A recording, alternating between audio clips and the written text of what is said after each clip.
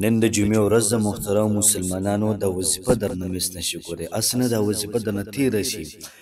بیا بلې جمعې پورې انتظار کوئ دومره پاورفل دومره طاقتوره دومره عظیم شان وظیفه ده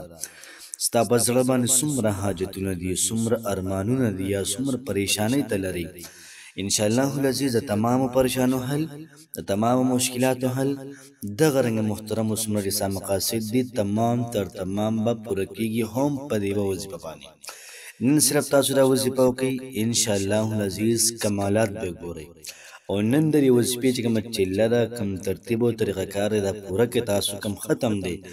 انشاءالله العزیز بل جمعه راځي بیا وکړه بل جمعه راځي بیا وکړه انشاءالله العزیز دومره زبردست او دومره عظیم شان وظیفه ده لا بله خبره پکې ده که په تاسو باندې سحر وي یا په تاسو باندې بد نظر لګېدلی وي یا ستاسو زړه خفه وي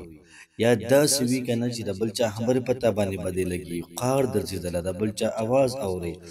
نو د هغې لپاره مکمل علاج مکمل طور انشاءالله دا پکې موجود دی کوشش وکړئ دا وظیفه مخکې هم شیر کړئ پخپله هم وکئ ملګرو سره هم لازمي شریکه کړئ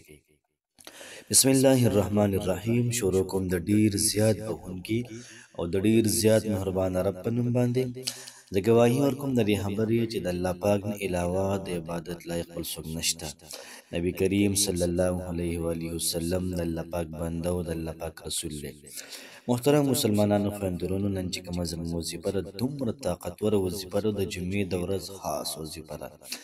د جمعې په شپې هم کولی شي د جمعې په ورځ هم کولی شي په نورو ورځو هم کولی شي خو جمعې په ورځ یې اثر ډېر زیات دی محترمو دا ترتیب دا طریقه کار علما کرام محترمو دا خوښ کړی دی هغوی به تجربه کړې ده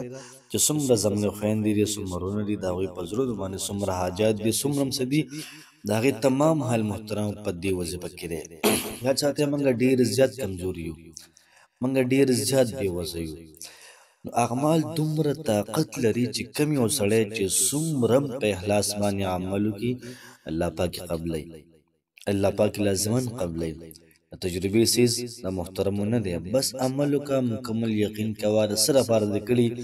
الله پاک علیم بذات الصدور دی په زړونو باندې پوهه دی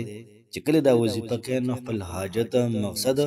دا په زړه کې ساته انشاءالله العزیز 100% مکمل علاج ستاسو د هر بیمارۍ ستاسو د هر مسلې پکې شته محترمو څومره حاجتونه دي مقاصد دي نیک خواهشات دي د الله پاک فضل سره د دې کلماتو په برکت سره به الله پاک محترم ستاسو هر قسمه